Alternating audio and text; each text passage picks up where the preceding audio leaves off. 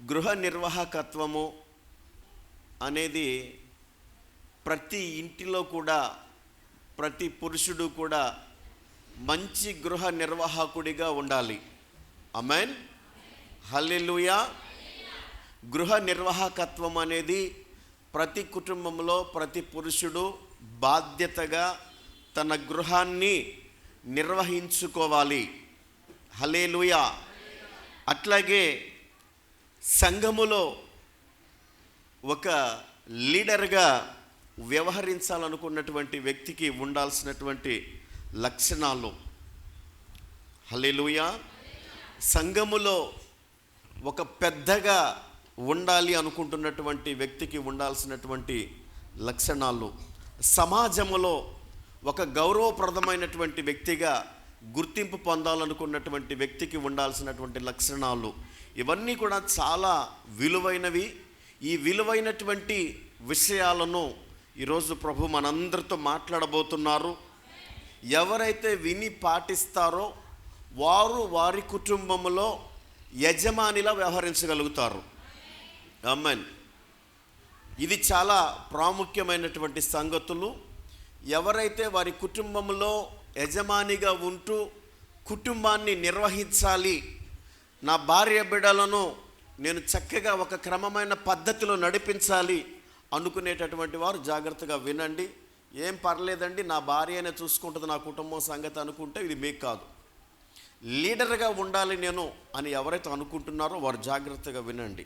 సమాజంలో నాకంటూ ఒక ప్రత్యేక స్థానం కావాలి అనుకునే పురుషులు ఎవరైతే ఉన్నారో వారు జాగ్రత్తగా వినండి. హల్లెలూయా. దేవునికి మహిమ కలుగునుగాక. ఆమేన్. అసలు లీడర్ అని ఎవరిని అంటారు?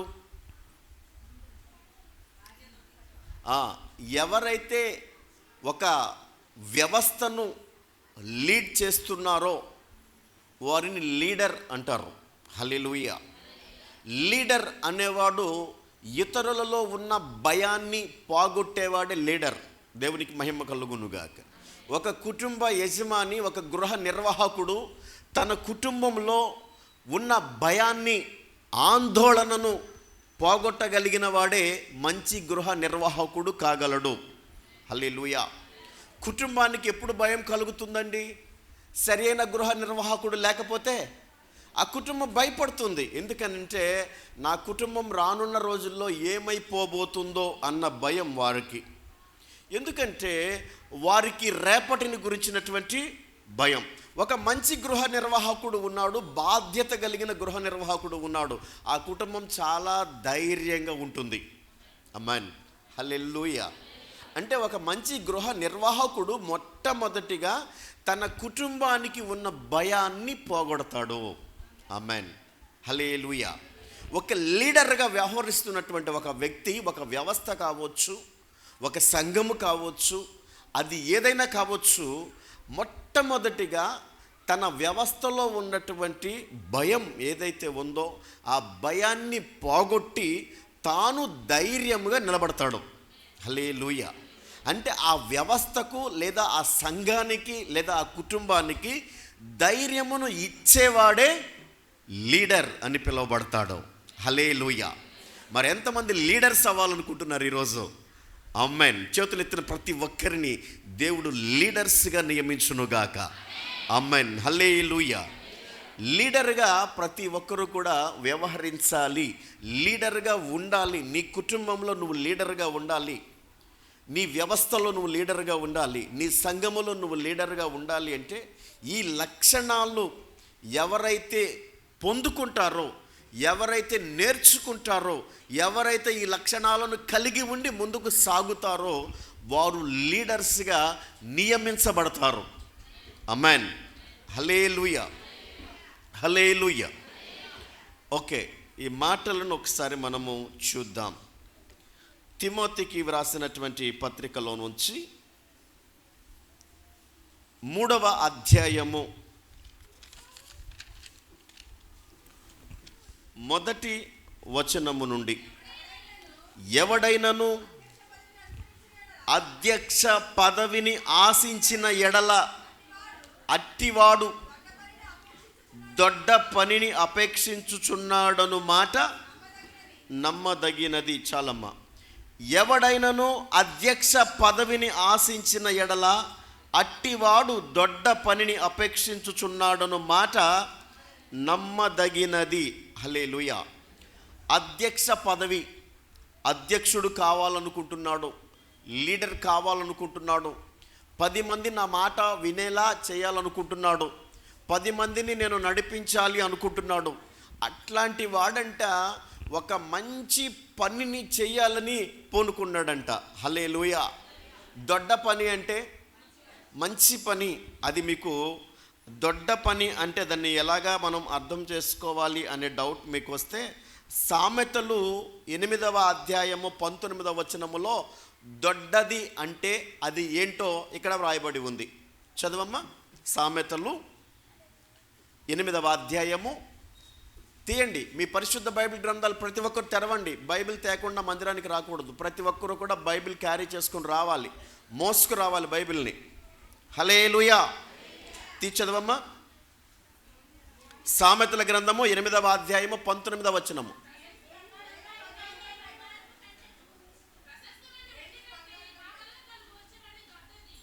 అమ్మా ఒకరు చదవండి. ప్రశస్తమైన వెండి కంటే నా వలన కలుగు వచ్చుబడి, దాని ముందు మాట మేలిమి బంగారము కంటేను అపరంజి కంటేను మంచిది. అంటే బంగారం కన్నా వెండి కన్నా, అపరంజి అన్న బంగారం అని ఒకటే, ఓకే, బంగారం కన్నా వెండి కన్నా నా వలన కలిగేటటువంటి ఫలము దొడ్డది అన్నాడు. దొడ్డది అంటే ఈ ముందున్న మాటలను బట్టి మనం ఏం అర్థం చేసుకోవాలి? బంగారము కంటే వెండి కంటే దొడ్డది అంటే మంచిది అని అర్థం చేసుకోవాలి మనం. హల్లెలూయా. ఇక్కడ దొడ్డ పనిని అపేక్షించుచున్నాడు అంటే అధ్యక్షుడు కావాలి, నేను 10 మందిని చక్కగా నడిపించాలి అనేటటువంటి ఒక వ్యక్తి ఒక మంచి పనిని చెయ్యాలని పూనుకున్నాడంట. దేవునికి మహిమ కలుగునుగాక. నేను అధ్యక్షుణ్ణి కావాలి, నేను చక్కగా లీడర్ని కావాలి, నేను నా కుటుంబంలో లీడర్ని అవ్వాలి, నేను నా సంఘంలో లీడర్ని అవ్వాలి, ఈ వ్యవస్థకు నేను లీడర్గా ఉండాలి అనుకునేవాడు ఒక మంచి పని చెయ్యాలని పూనుకున్నాడంట. దేవునికి మహిమ కలుగునుగాక. ఆమెన్. హల్లెలూయా. అట్టివాడికి ఉండాల్సినటువంటి లక్షణాలు చదవమ్మా. అధ్యక్షుడగువాడు మొట్టమొదటిగా నిందారహితుడై ఉండాలి. హల్లెలూయా.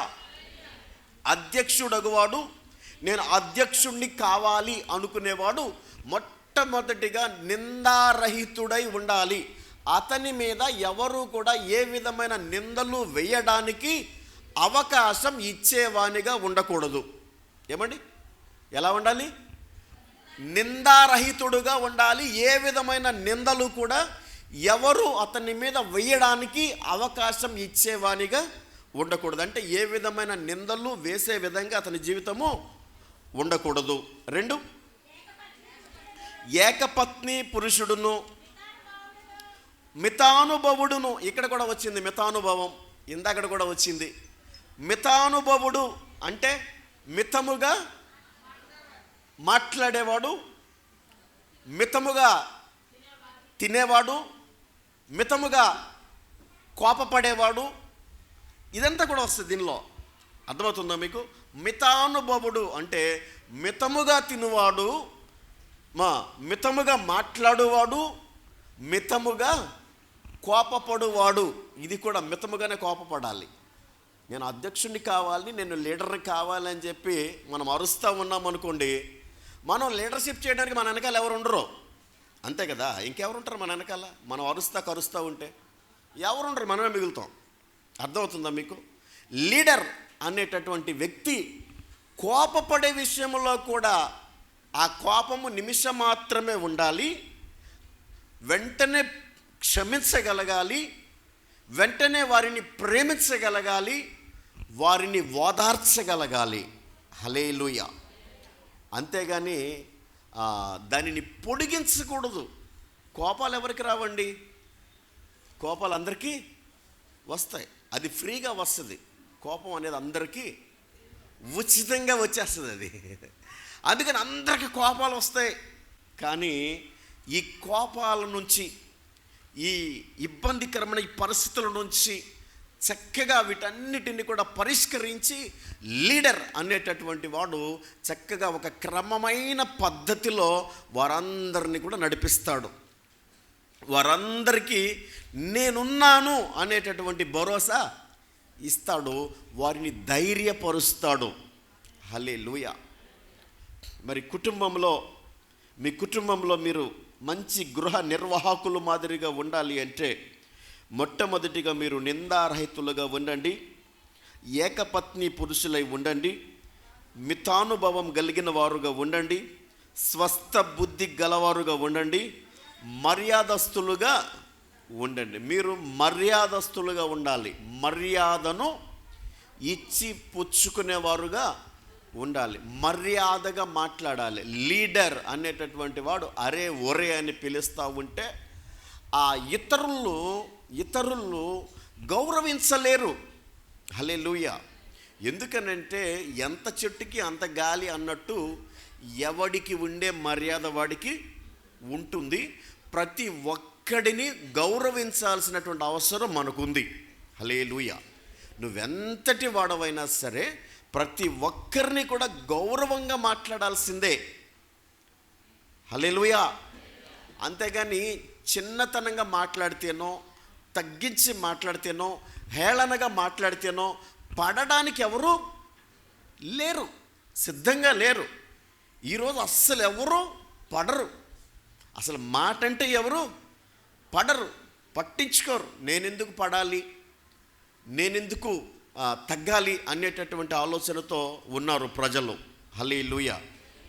లీడర్ అన్నవాడు ఖచ్చితముగా అందరినీ గౌరవిస్తూ, అందరినీ ప్రేమిస్తూ, అందరినీ ధైర్యపరుస్తూ నేనున్నాను, మీరు భయపడాల్సిన అవసరమో లేదు అనేటటువంటి ఒక భరోసా ఇస్తూ ఒక తాటిపైన అందరినీ నడిపించాల్సినటువంటి అవసరము ఉంది. దేవునికి మహిమ కలుగునుగాక.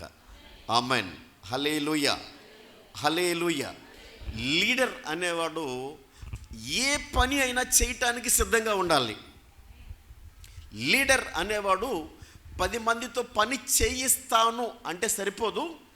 ఏ పని అయినా, ఎవడు ఏ పని చేయలేకపోయినా నేను ఆ పని చేయగలుగుతాను అని పని చేసి తీరాలి. వాడే లీడర్ కాగలుగుతాడు. హల్లెలూయా. చాలామంది ప్రజలు చెప్పింది చెయ్యరు, చేసేదే చేస్తారు. చెప్పింది చేయరు. చూడండి, మీరు మీ పిల్లల్ని చదువుకోరా అంటారు.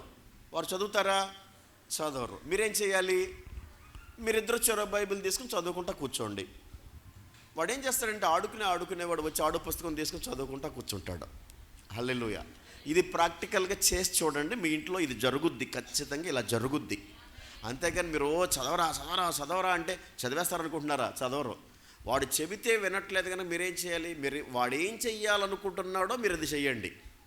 ఎదుటివాడు నిన్ను గౌరవించాలని నువ్వు అనుకుంటే మొదట వాడికి గౌరవించు. ఎదుటివారు నిన్ను ప్రేమించాలని నువ్వు అనుకుంటే మొదట నువ్వు వారిని ప్రేమగా మాట్లాడు, గౌరవప్రదంగా మాట్లాడు, ప్రేమగా మాట్లాడు, చక్కగా మాట్లాడు, మర్యాదగా మాట్లాడు. హల్లెలూయా. ఇవన్నీ కూడా ఇచ్చి పుచ్చుకునే సంగతులు. మనం ఏది విత్తుతామో అదే కోస్తాం. విత్తినదే కోస్తాం. కొత్తగా కోయటానికి ఏమి ఉండదు. వరి విత్తి గోధుమలను కొయ్యలేం. ఏది విత్తామో అదే మనకు వస్తుంది. నువ్వు మర్యాద పొందుకోవాలనుకుంటున్నావా? మర్యాదగా మాట్లాడు. మర్యాద ఇచ్చి పుచ్చుకోవాలి. దేవునికి మహిమ కలుగునుగాక. ఆమేన్. హల్లెలూయా. హల్లెలూయా. ఈ సందేశం అయ్యేసరికి మీరంతా కూడా గొప్ప లీడర్స్గా మారిపోవాలి. ఆమేన్. మీ ఇంట్లో మీరే లీడర్ అవ్వాలి. దేవునికి మహిమ కలుగునుగాక. ఆమేన్. హల్లెలూయా.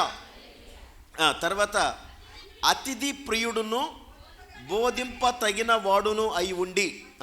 అతిథి ప్రియుడు అవ్వాలంట. అతిథి ప్రియుడు అంటే వెరీ గుడ్. మీరులో తెలుగు బాగా వచ్చిన వారు ఉన్నారు. అతిథి ప్రియులు అంటే అతిథులను ప్రేమించువాడు. హల్లెలూయా. అతిథులను ప్రేమించువాడు. అతిథి ప్రియుడుగా ఉండాలి. లీడర్ అతిథి ప్రియుడుగా ఉండాలి. హల్లెలూయా. ఇంకమ్మా, బోధింప తగిన వాడై ఉండి మద్యపానీయు అంటే బోధింపదగిన వాడై ఉండాలంట. బోధించువాడై ఉండాలి. ఇతరులకు విషయములను చెప్పగలిగిన వాడై ఉండాలి. హల్లెలూయా. చెప్పగలిగిన వాడై ఉండాలి. మద్యపాని కాకూడదు. మద్యపాని అంటే త్రాగుబోతు కాకూడదు. చూడండి, త్రాగుబోతులకు సమాజంలో గౌరవం ఉంటుందా? ఎవరైనా ఈయన మంచి త్రాగుబోతు అండి అని ఎవరైనా ఎప్పుడైనా చెప్పుకున్నారా? త్రాగుబోతే కానీ మంచి త్రాగుబోతు అని అట్లా ఎవరు కూడా చెప్పుకోరు. చూడండి, ఒక త్రాగుబోతుగా ఉంటూ నేను లీడర్గా ఉంటాను, నేను సంఘంలో పెద్దగా ఉంటాను అంటే అది అసలు కుదరదు. ఎందుకంటే త్రాగుబోతులు, తిండిబోతులు, తిరుగుబోతులు వీరెవరో కూడా లీడర్స్గా వ్యవహరించడానికి పనికిరారు. హల్లెలూయా. ఈ విషయాలను ప్రతి ఒక్కరూ కూడా దయచేసి జ్ఞాపకం ఉంచుకోండి. నీవు నీ కుటుంబంలో లీడర్గా ఉండాలనుకుంటున్నావా? ఒకవేళ త్రాగుబోతు అయి ఉంటే ఆ త్రాగుడు మానేసాయి. ఇంకేదైనా నీలో లోపాలుంటే అవన్నీ సరిచేసుకొని నీ కుటుంబానికి నువ్వు లీడర్గా వ్యవహరించు. దేవునికి మహిమ కలుగునుగాక. ఆమేన్. చదవమ్మ క్రిందకి. ఇంకా కొట్టువాడును కాక అంటే కొట్టేవాడు అంటే ఇంట్లో కొట్టుకుంటూ ఉంటారు జనాలు కొంతమంది.